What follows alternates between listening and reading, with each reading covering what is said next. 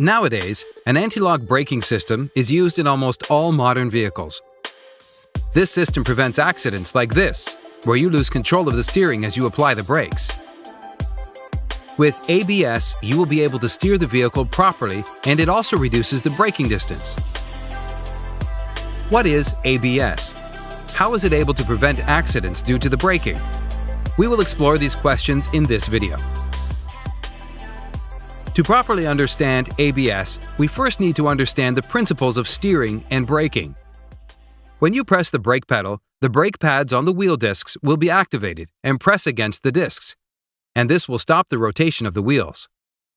As the wheels stop, this causes slippage between the road and wheels, and the vehicle stops due to this friction. Now let's understand the steering mechanism. The whole steering mechanism is dependent on the simple principle of the wheels rolling. The wheels will always try to avoid slipping on the road, so this means that the velocity of the wheel at the contact point will always be zero. The wheels have two kinds of motion. They rotate on their axis, and also they move along the direction of the car. Due to these two kinds of motion, they have two kinds of velocity, translational and rotational. For non-slip rolling conditions, the sum of the translational and rotational velocities at the contact point should be zero. Just keep this simple principle in mind, and you will very easily be able to understand the steering mechanism. In an automobile, all four wheels should be rolling at all times to avoid the vehicle slipping.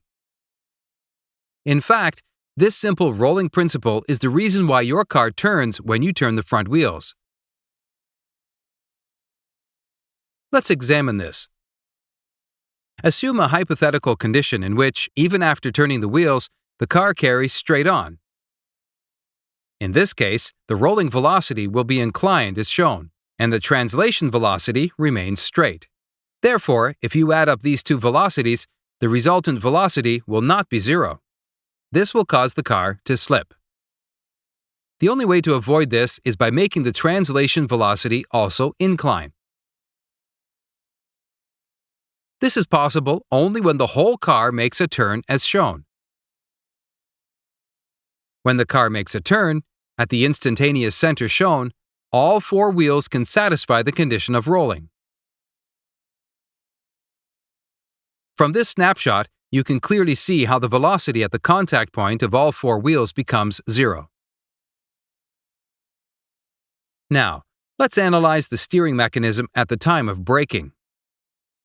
Due to the brake pads being activated, the wheels stop spinning. Even though the wheels are turned, since they are not rotating, there will be no rotational velocity at all.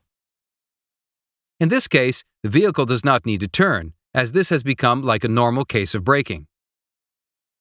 The vehicle will no longer react to the driver's changes to the steering and will slide in a straight line, which can cause an accident. Apart from losing control of the steering, cars without ABS face another big issue: braking on surfaces with different levels of traction. When the left and right wheels are on different traction surfaces, applying the brakes will generate different frictional forces on the wheels. This will produce torque, and the car will go into an uncontrollable spin. Let's see how ABS solves these issues. An anti-lock braking system is very simple. What ABS does is to prevent the wheels from completely locking up. The ABS system includes speed sensors attached to all of the wheels. When the sensors detect that a wheel is about to lock up, a modulator unit partially releases the brake pad on that wheel. This way, the wheels will be allowed to spin intermittently during braking. You can immediately see the effect of this intermittent wheel rotation on steering. Here, the wheels will have a rotational velocity component. This will definitely allow the steering to function, and driver will be able to steer the vehicle even during the braking. But the big question here is, how does the action of intermittently releasing the brakes reduce the braking distance? To get an answer to this question, we first need to understand how the coefficient of friction between a tire and the road varies with respect to slip. In perfect rolling conditions, the value of the frictional coefficient is nearly zero. However, when the wheel is 100% slipping, sliding friction comes into play. You can expect the frictional values for other levels of slippage to vary like this. But since rubber is a complex material, which has strange behaviors during braking, the frictional coefficient between the tire and the road varies as shown with respect to slippage. It has a peak value at around 12% of slip ratio, and below and above this, the frictional coefficient reduces. During braking without ABS, the frictional coefficient, which comes into effect, is predominantly sliding friction. However, in ABS braking, the clever algorithm adjusts the brake pressure to keep the slip ratio near to 12%, where the frictional value is at the maximum. This significantly reduces the braking distance. Now, back to the huge instability issue of the cars. By intelligent electronic braking distribution, which is a subsystem of modern ABS, one can overcome this issue very easily. In EBD, yaw rate of the car and the relative slip of each wheel is measured. Just by reducing the brake pressure on the wheels with higher grip, we will be able to reduce the frictional force produced by these wheels. This will keep the yaw torque and the whole car under control.